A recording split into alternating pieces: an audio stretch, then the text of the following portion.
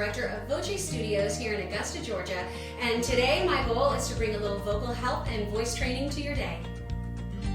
So someone pointed out recently to me that it has been a minute since I published Lessons with Lori. So I thought, while working on this master's degree, this assignment that I have for one of my classes is a perfect opportunity for me to learn and teach at the same time.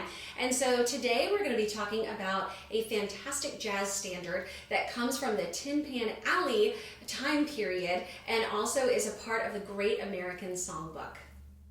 This piece was originally written in 1926 for the Broadway musical OK as an up-tempo jazzy piece and was debuted on Broadway by the British actress Gershwin. This piece was truly the centerpiece of the show and made her quite popular. 1 year later, in 1927, she recorded it as a single with a more moderate tempo. It rose to number 2 on the charts, securing its place in history.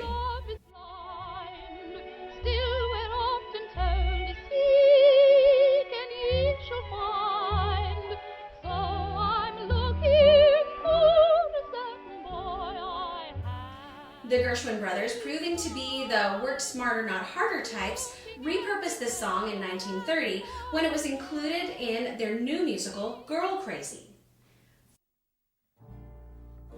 Fast forward to 1992, and again, the piece was included in yet another show set in the 1930s called Crazy for You.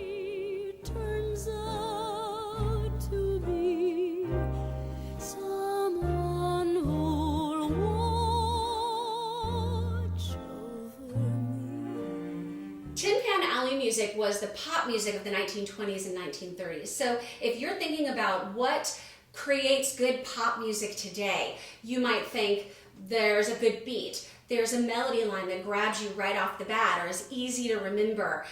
It may be that there's a topic or a storyline or a text that speaks to you and reaches out to you and grabs you.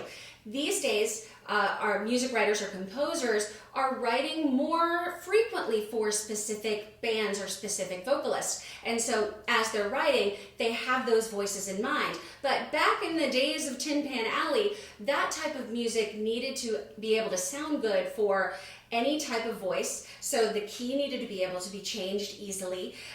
It needed to sound good whether it was an up-tempo or whether it was a ballad. And no matter what the instrumentation was, it also didn't sound bare if it was just piano. You didn't need to have trumpets or strings or anything, but it also sounds amazing if all of that is added. The other thing about Tin Pan Alley is that it needed to be able to work as a character piece, something that could easily be put into a show, but also something that could be pulled out and stand alone in order to be popular and successful and marketable. As we've talked about, there are lots of things that you could do with this piece, lots of different ways that you could perform it.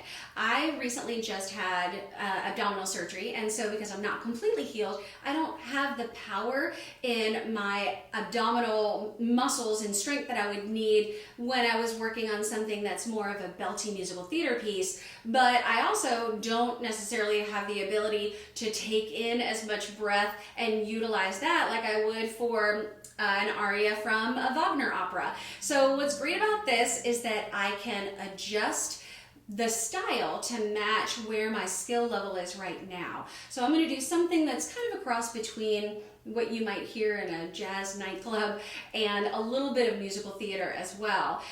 It allows for me to take more shallow breaths if I need to. I don't need as much power behind my sound like I would in a musical theater piece. And so that makes that a wonderful piece to teach with as well. I also like for my students that it has a range that's easy to manage. So once you've picked your key, it sticks pretty much in a register that you've picked. So it's not going to have to work through your chest voice all the way up into your head voice, which is a struggle for a number of my musical theater kids, or I should say singers, because we have adults as well. If you are, once you've set the key for this piece, you can really work on tone color and tone quality and match that to various characters. I want for my students to not just hope that the voice that they have matches the director's desire for the character, but that they know, if I do this, this is the sound quality I get. If I do this, this is the sound quality I get. And then you have control over your voice, you have control over your performance, and you get to decide what tone matches the character that you're singing. So here is Someone to Watch Over Me, and I will be singing from the 1992 version from Crazy for You.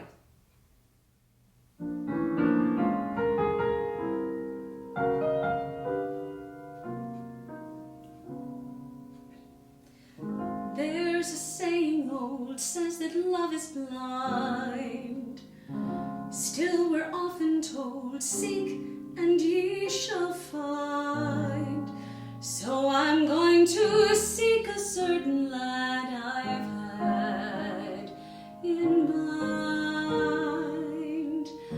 Looking everywhere, haven't found him yet. He's the big affair I cannot forget.